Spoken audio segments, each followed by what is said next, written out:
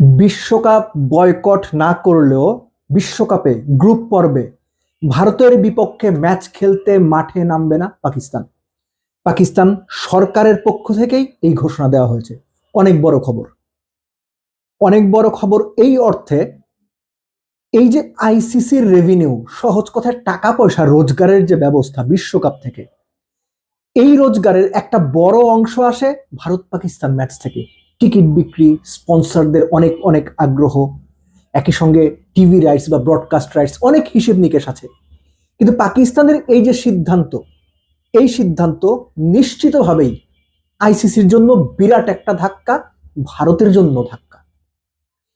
একটা ব্যাপার খেয়াল করেন যে পাকিস্তান বিশ্বকাপ বয়কট করতে পারে, খেলবে না, বাংলাদেশের পাশে দাঁড়াবে, বাংলাদেশের সাপোর্ট দেবে। আমি শুরু থেকে এই কথাটা বলে আসছি যে পাকিস্তান নৈতিকভাবে বাংলাদেশের অবস্থানকে যদি সাপোর্ট দেয়, দ্যাট ইজ ফাইন, এটা যে কোনো দেশই দিতে পারে।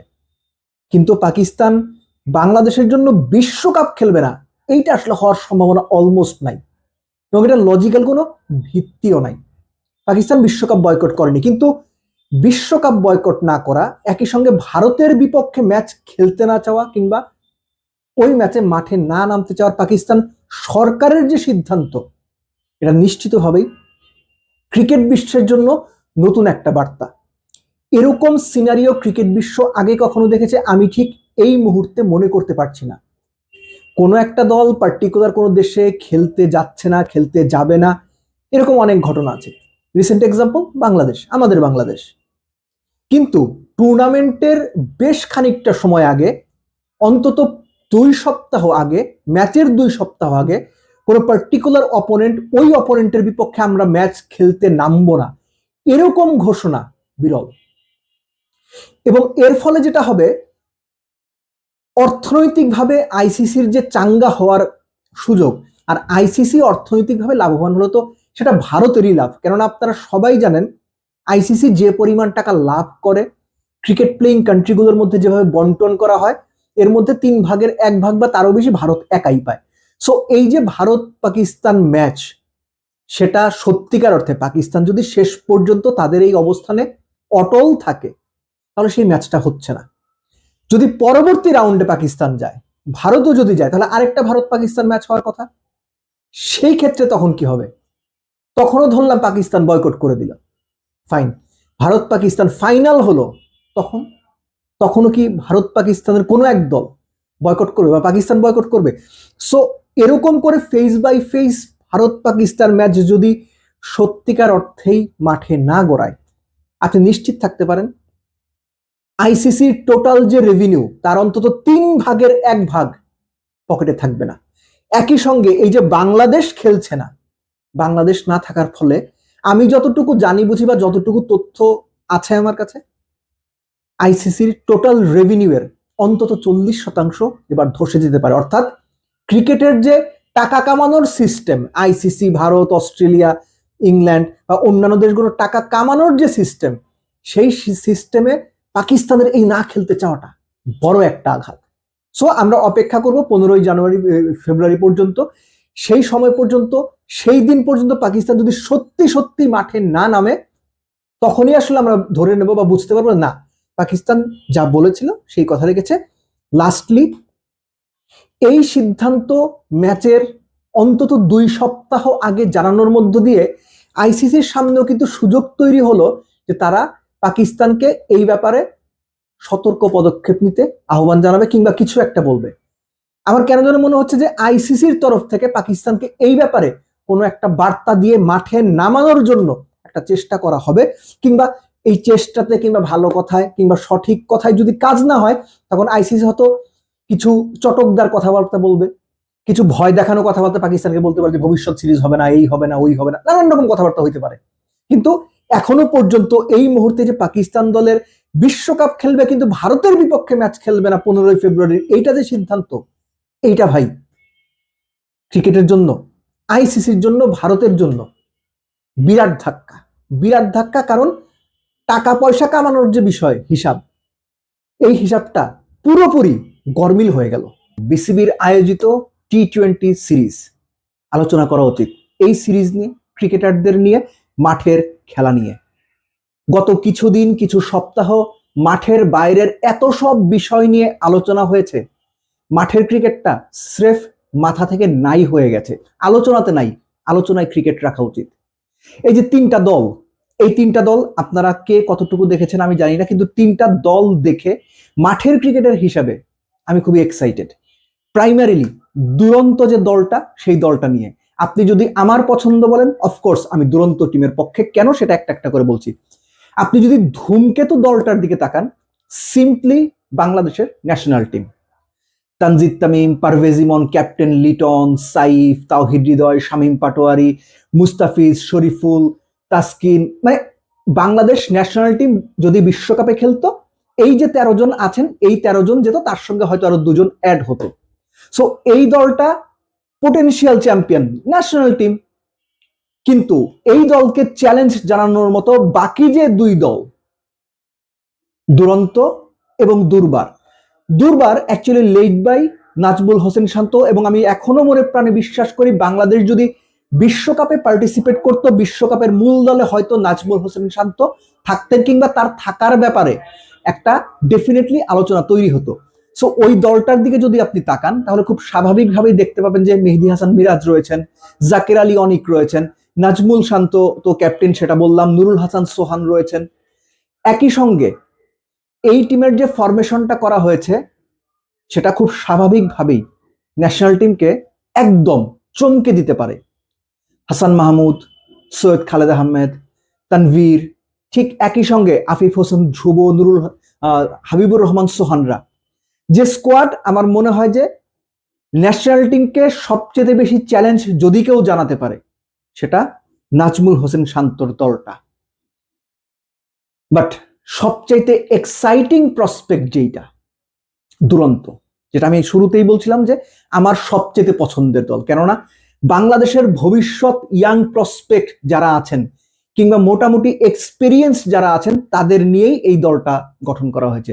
আপনি যখন জাওয়াদ আবরারের নাম শুনবেন, আপনি যখন আজিজুল হাকিম তামিমের নাম শুনবেন, আপনি যখন মেহরাব হোসেন অহিনের নাম শুনবেন, তখন আপনার এক্সাইটমেন্ট ভেতরে থাকা উচিত।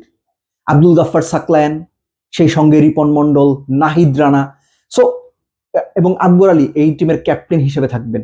এই দলটা আপনি খুব স্বাভাবিকভাবে যদি দেখেন, ভবিষ্যৎ বাংলাদেশের যে ক্রিকেটাররা ন্যাশনাল টিমে আসবেন, তাদেরই যেন একটা প্রতিচ্ছবি আমরা দেখতে পাচ্ছি। লেফট আর্মার রাকিবুল রয়েছেন, ঠিক একই সঙ্গে এই টিমে আরিফুলের মতো এক্সাইটিং এবং পোটেনশিয়াল ফিউচার বাংলাদেশ ক্রিকেটের অন্যতম গুরুত্বপূর্ণ কাণ্ডারি হওয়ার মতো ক্রিকেটারও রয়েছে।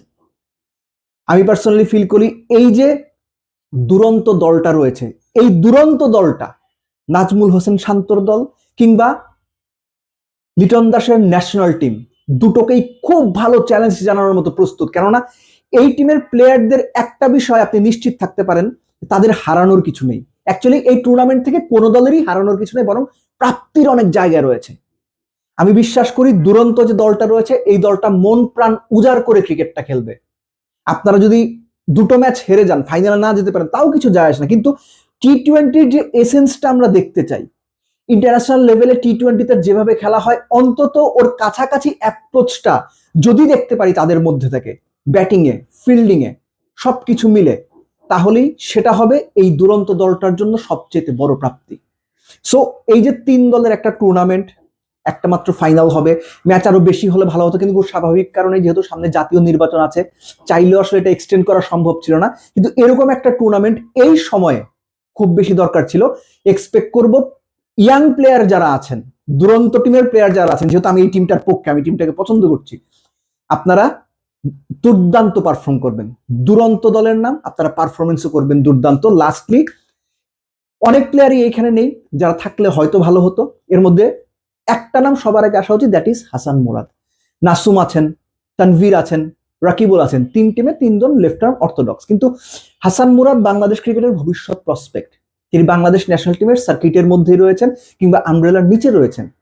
সেই হাসান মুরাদকে কেন কোন যুক্তিতে কোন দলে রাখা হলো না সেটা আমি জানি না, রাখলে ভালো হতো। এরকম আরো বেশ কয়েকজন ইয়াংস্টার বাইরে আছেন যারা হয়তো জায়গা পেতে পারতেন, কেননা 13 জন 12 জন, আর 1 জন 2 জন করলে, আর 2 3 4 জন প্লেয়ার যদি ইনক্লুড করা যেত, আমার মনে হয় সবচেয়ে ভালো হতো। কিন্তু সবকিছু মিলে এই টুর্নামেন্টটার যে ম্যাচগুলো হবে, এই ম্যাচগুলোতে আপনারা নজর রাখেন, আমরাও নজর রাখবো, এবং যদি সুযোগ হয় অবশ্যই মাঠে গিয়ে খেলা দেখবেন। ভারতের মাটিতে টি-20 বিশ্বকাপ বাংলাদেশ খেলবে না, না না না, খেলবে না। চিঠি দিয়ে বাংলাদেশ ক্রিকেট বোর্ড আইসিসি কে সাফ জানিয়ে দিয়েছে। Very well done Bangladesh cricket board. একই সঙ্গে এই সিদ্ধান্তটা বাংলাদেশ সরকারের দিক থেকে গ্রিন সিগন্যাল পেয়েই ক্রিকেট বোর্ড আইসিসি কে জানিয়েছে।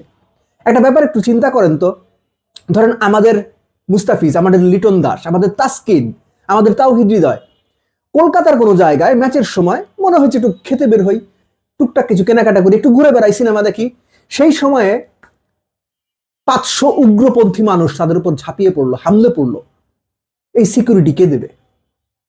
বাংলাদেশের টিম বাস যাচ্ছে ইডেন গার্ডেন্সে, সেখান থেকে ঢিল ছোড়া হলো, পাটকেল ছোড়া হলো, আর বড় কিছু ছোড়া হলো, কে দায়িত্ব নেবে? বাংলাদেশের ক্রিকেটার, কোচিং স্টাফ, দলের সঙ্গে সংশ্লিষ্ট যারা থাকবেন তাদের নিরাপত্তা কে নিশ্চিত করবে? এক মুস্তাফিজকেই আপনারা হুমকির কারণে আইপিএল ছাড়া করলেন। মুস্তাফিজকে খেলতে দেওয়া হবে না। মুস্তাফিজকে খেলতে দেওয়া হলে বা আইপিএল খেললে উগ্র সমর্থকরা এই করবে ওই করবে, এই ভয়ে মুস্তাফিজকে আপনারা আইপিএল অ্যাকোমোডেট করলেন না। পুরো বাংলাদেশ দল যখন যাবে তখন কি হবে? বাংলাদেশের হাজার হাজার দর্শক যখন খেলা দেখতে যাবে তখন কি হবে? যুদ্ধ লেগে যাবে তো। আমরা দেখিনি মেসি যখন কলকাতাতে এসেছিল তখন তাদের দর্শকরা কি করেছে? যেভাবে গ্যালারি ভেঙে মাঠে প্রবেশ করেছে, যেভাবে তারা ভাঙচুর করেছে, যেভাবে মাঠের টার্ফ পর্যন্ত উঠিয়ে নিয়ে গেছে ভাই। মাঠের যে ধরেন মাঠের কার্পেট, মাঠের চারদিকে কার্পেট লাগে, যে কার্পেট উঠাই নিয়ে গেছে। সেইখানে বাংলাদেশ টিম যদি বিশ্বকাপ খেলতে যায় এরা কি করবে আপনি একবার চিন্তা করছেন? Of course ICC event, particular government কিংবা ইন্ডিয়ান গভর্নমেন্ট সিকিউরিটি দেবে, দ্যাট ইজ ট্রু। কিন্তু এই যে মব তৈরি হয়, মব কালচার দেখে তো আমরা অভ্যস্ত এখন। এই যে মব তৈরি হয়, আপনি কি চাইবেন আপনার দেশের ক্রিকেটার ওই মবের হাতে গিয়ে পড়ুক? আমি তো চাইবো না ভাই, দুঃস্বপ্নেও এটা চিন্তা করতে পারবো না। So Bangladesh cricket board ICC কে যে চিঠি দিয়েছে যে ভারতে আমরা ভাই সিকিউরিটি রিজনে টি-20 বিশ্বকাপ খেলবো না, আমাদের ম্যাচ অর্থাৎ বাংলাদেশের ম্যাচ অন্য কোনো ভেন্যুতে সরিয়ে নেওয়া হোক, আমি এটার 100% পক্ষে ভাই। ক্রিকেট দুতিয়ালি, দুই দেশের সম্পর্ক, international politics, global cricket politics বা অন্যান্য পলিটিক্স, আপনি যা খুশি তাই আলোচনায় আনেন, আমার কোনো মাথা ব্যথা নাই, কিন্তু সেফটি ফার্স্ট। কনস্ট্রাকশনের কাজ যখন হয়, রাস্তা যখন মেরামত হয়, যখন কোনো কিছু ভাঙচুর করা হয়, মানে ভাঙচুর মিস হচ্ছে, তখন রিবিল্ড করা হয়, পাশে ঝোলানো থাকে, সেফটি ফার্স্ট।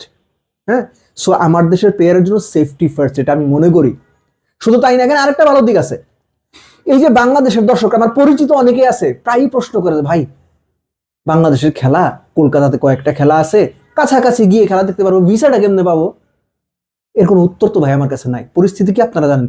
শ্রীলঙ্কাতে যদি খেলা হয়, অ্যাটলিস্ট যাদের একটু সামর্থ্য আছে, টিকিটের দাম ভাই 5,000 10,000 টাকা বেশি হলেও, প্লেনের টিকিটের কথা বলতেছি, তারা গিয়ে খেলাটা দেখতে পারবেন, ভিসা নিয়ে কোনো হ্যাসেল নাই। সো সবকিছু মিলে বাংলাদেশের এই সিদ্ধান্ত খুব ভালো সিদ্ধান্ত হয়েছে যে বাংলাদেশ ক্রিকেট বোর্ড ভারতে টি-20 বিশ্বকাপ খেলতে যাবে না। এবং এই সিদ্ধান্তর ফলে আইসিসি এখন কি করে সেটা দেখার জন্য আমি খুব অধীর আগ্রহে অপেক্ষা করবো। কেননা আইসিসি মানে Indian cricket council, international cricket council, তারা যে ঠুটো জগন্নাথ, তারা যে ভারতীয় ক্রিকেট বোর্ডের তৌপিবাহক, সহজ কথায় চাকর। আইসিসি ভারতীয় ক্রিকেট বোর্ডের চাকর, ভৃত্য। আমাদের মানিকগঞ্জের মানে ভাষায় আমরা একটু যোগ করে বলি ভ্যার্ত। আইসিসি হচ্ছে ভারতের চাকর। সো আইডিয়ালি তারা কি করে এটা দেখার জন্য আমি অধীর আগ্রহ অপেক্ষা করবো। কিন্তু বাংলাদেশ ক্রিকেট বোর্ড খুব বোল্ড, সময় উপযোগী, প্রয়োজনীয় এবং নিজেদের গার্ডস এবং আত্মসম্মান দেখারও সিদ্ধান্ত নিয়েছে। নিজেদের অবস্থান স্পষ্ট করেছে। এখানে অমুকের সাথে বিদ্বেষ, তমুক দেশকে দেখতে পারি না, তমুক দেশের সঙ্গে বিদ্বেষ, এই সমস্ত কোনো কিছু নাই। নিজের আত্মসম্মানের ব্যাপার, নিজের প্লেয়ারদের সেফটির ব্যাপার, নিজেদের ডিগনিটির ব্যাপার। বাংলাদেশ ক্রিকেট বোর্ড বাংলাদেশ ক্রিকেটের ডিগনিটি নিশ্চিত করেছে, আত্মসম্মান নিশ্চিত করেছে। সেজন্য বাংলাদেশ ক্রিকেট বোর্ডকে ধন্যবাদ।